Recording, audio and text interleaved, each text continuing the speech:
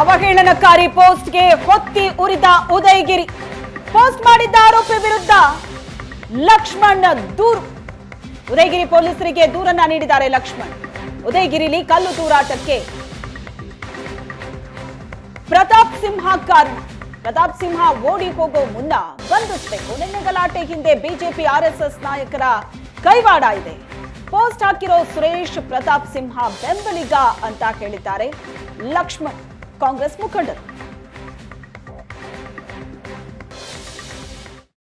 ಪಕ್ಕ ಪ್ರತಾಪ್ ಸಿಂಹ ಅವರ ಬಂಟ, ಬಲಗೈ ಬಂಟ.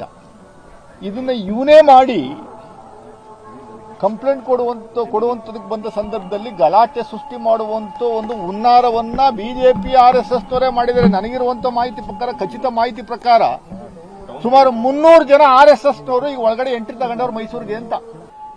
ದಯಮಾಡಿ ಪೊಲೀಸರು ನಿರ್ದಾಕ್ಷಿಣ್ಯವಾಗಿ ಯಾರೇ ಆಗಿರಲಿ ಶಾಂತಿಯನ್ನ ಕದಡುವಂತ ಕೆಲಸಕ್ಕೆ ಯಾವನ್ ಕೈ ಹಾಕಿದ್ರು ಬಿಡಬೇಡಿ.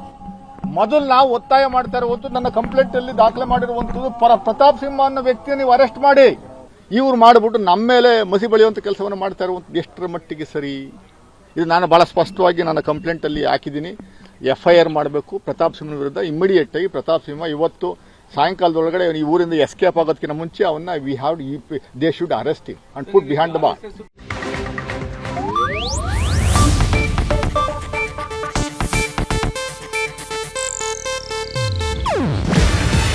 ಇದು ಏಷ್ಯಾನೆಟ್ ನ್ಯೂಸ್ ನೆಟ್ವರ್ಕ್ ಪ್ರಸ್ತುತಿ. ನೀವು ನೋಡ್ತಿದ್ದೀರಾ ಏಷ್ಯಾನೆಟ್ ಸುವರ್ಣ ನ್ಯೂಸ್.